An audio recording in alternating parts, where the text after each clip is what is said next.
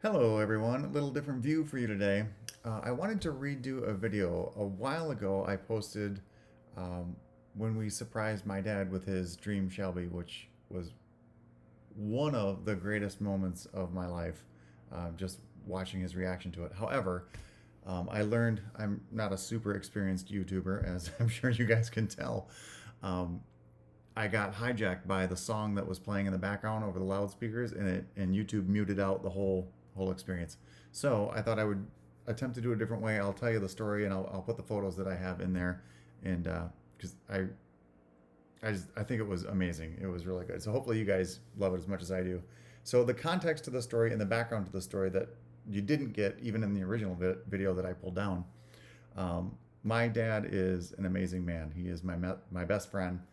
And he was the guy that got me hooked on Mustangs and then eventually Shelbys, and so it's always been like our thing. And then my two brothers are also in it, so all of us were crazy Mustang people.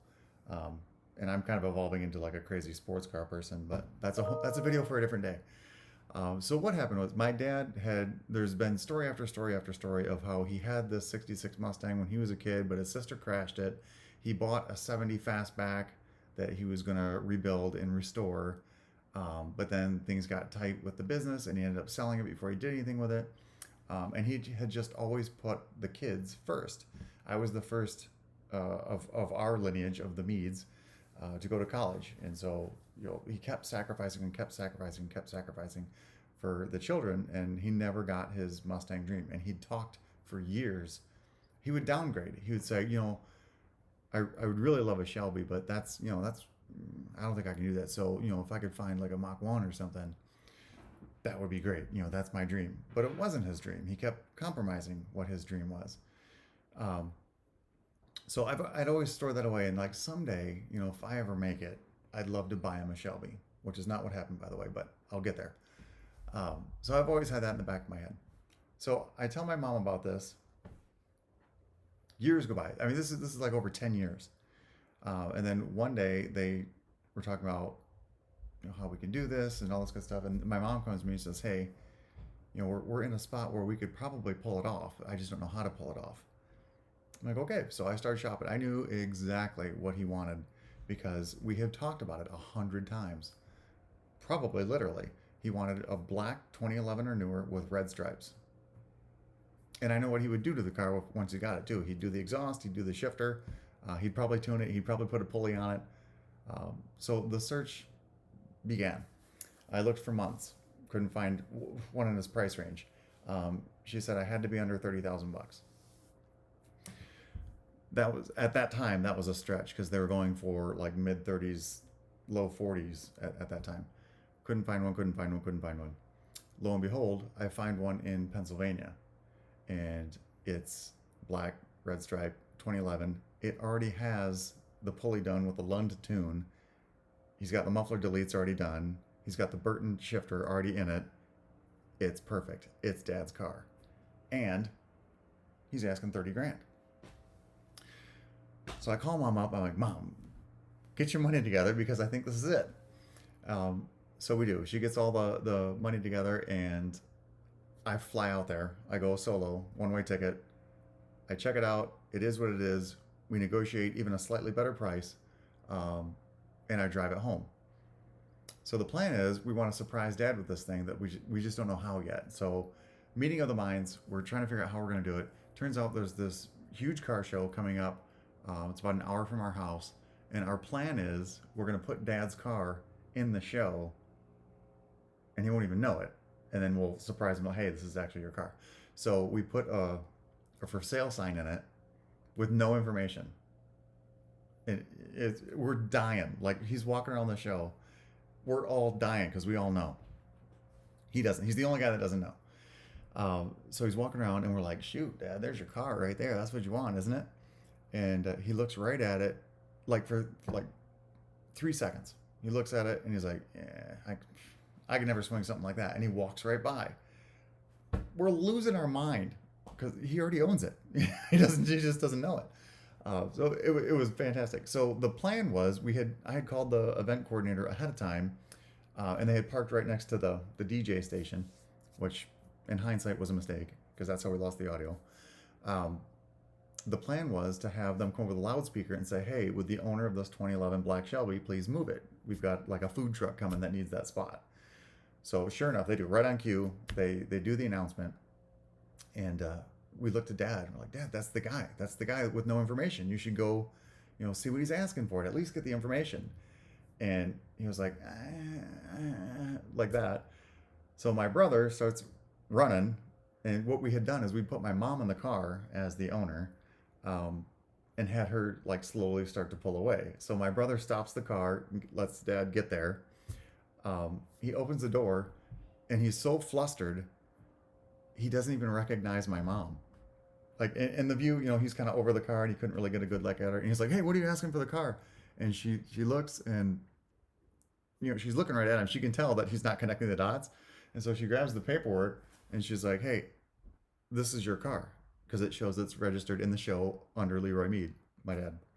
Um, and he, like his mind blows. He just sits there stunned for like 3 seconds, and he's just going, "No, no, no." And I'll put these pictures in here so you can see it because I got the face. He could not get his brains around it. It was fantastic. So he's starting to lose it. He's starting to well up. All I can say is, "What? Are you kidding me? Are you kidding me? What?" We're losing it. This is fantastic. This was everything that we wanted it to be. He's totally taken aback, totally surprised.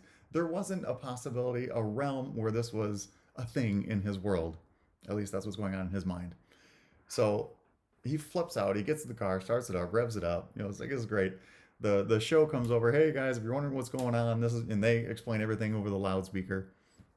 It had like, I forgot to mention, it had the Super Snake wheels on it, which that was a thing also. That was his favorite wheel. It came on the car like that. The guy had already done it. It was perfect. It was, I say that it was God ordained gift for my dad. I believe that. We prayed for it for so long that I really believe that was for my dad. So it was absolutely amazing. And to this day, he loves that car. He waxes the thing like every other weekend. It's pretty amazing. So the other really fun part of this is the whole time this has been going on, I've been recording on my phone the deception. So there was a point, well, I had his car in my garage for, I think it was 2.5 weeks, and he had no clue. So we would do funny things. Like we'd invite him out to lunch, and he would talk about, "Someday I'm going to get this dream car." And we would sympathize with him. And then my brother and I would go back to my house, and we'd record with the thing sitting in my garage going, "Yeah, Dad, you keep dreaming about this car right here. You don't even know that you already own it." And we kept making these things. And I had videoed the whole trip, so he got to see like the whole process of how we got it, and how we tricked him and how we snookered him. So it was great. So after he got the car, we had like a reveal party. Went back to his house, and I showed him the whole video. It's like this 10-minute video of everything, like the flight to Pennsylvania, the drive back, the hiding in the garage, the putting new tires on it because it strangely needed new rear tires, and then getting it to the car show, coordinating with the lead of the show and all that good stuff. It was pretty epic, pretty epic. So I don't know that he'll ever sell that car. It's pretty amazing. So for my next feed, I'd love to have like Chip Foose take that car and like do the business on it. He's talked about that too, but I don't know. I think I'm gonna let that one sit for a little bit. Let him enjoy it for a few years before I start trying to one up the last one. But that is the story. I hope you guys enjoyed it. Hey, there is a shortage of good daddies out there. If you got a good daddy, find a way to bless him. It doesn't have to be something as crazy as this. Disclaimer, this has been the culmination of like 10 years of talking about it and planning it and all that good stuff. So find a way. Take your dad out golfing. Go buy him dinner. Go do something. Let him know that you appreciate him, because someday they're not always going to be there. Good daddies are hard to find. Hope you enjoyed the video. Like, subscribe. More content coming. Let me know how I can improve the channel. Like I mentioned, I'm kind of a rookie at this stuff. So if you have any constructive criticism, let me know what your thoughts are, and I will do my best to implement. Thanks, guys. Till the next one. Okay, wait. One last thing. I'll throw a couple of the clips that we recorded unbeknownst to my dad at the end here for your viewing enjoyment. So these are the things that we showed Dad later, like, hey, we got your car, you don't know it's here, or hey, you just stopped over and it was sitting in my garage, you were in my house, you didn't know your car was in my garage, you know, things like that. So here's the first one: is my brother taunting my dad brutally as he's trying to sell his car to maybe in the hopes of someday finding a Shelby that he could afford, not knowing he's already got it. Enjoy. Hey, Dad. How are you? Hey, lunch was really good today. Yeah, at Cancun? We just had some Mexican food together, and we're all talking about someday we're gonna have that Shelby set for our trip. But little did you know, Dad, it's been sitting in Jason's garage. It's the real deal, baby. Diabolical. Yeah, it felt kind of weird to lie to you, but it's going to be so worth it when you get it. I'm just saying, you're lucky it's me that went on this trip, because grueling to fly to Pennsylvania, drive a car all the way back in one day. Well, there are a few people that could suffer for the cause like this. Burnt myself. Just saying. Oh, hi, Dad. Yeah, I'm just over here at Jason's house. You're not here. No, you're probably at home. What is today? Wednesday? Yeah, you should be at home. Yeah. Oh, it's the 1st. Yeah, but I'm just over here. I really like your car. I sat in it. I started it. Revved it up. Yeah, I did rev it up. It purrs real nice. You don't know that. We know that though. You don't know nothing. Yeah, you don't know nothing. Yeah. And then I'll probably talk to you tomorrow about Tell you nothing. About, I might call you tonight and talk to you about the fact that your car's not going to sell and you probably need to get it ready. I think that's going to happen. That's just mean. Yeah, it really is. So, bye for now. Oh, hey, Dad. Just that, budget tire. Suffering for the cause. We're getting some Michelins put all the way around. Got a really good deal on some Michelins. So it'll be a nice little upgrade, because the tires that were on it were crap. And they were mismatching, which really annoyed me. So these are all the same now. They'll all say Michelins. You'll love it.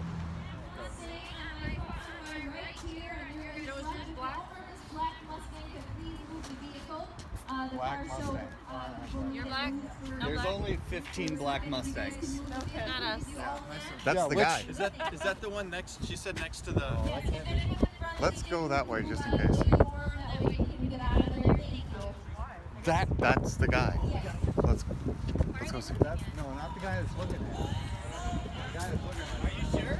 The guy that's looking at us from Kansas. Yeah, we know. Yeah, I gave him a Oh, but his mom started. Oh, she sounds good. Go talk to him.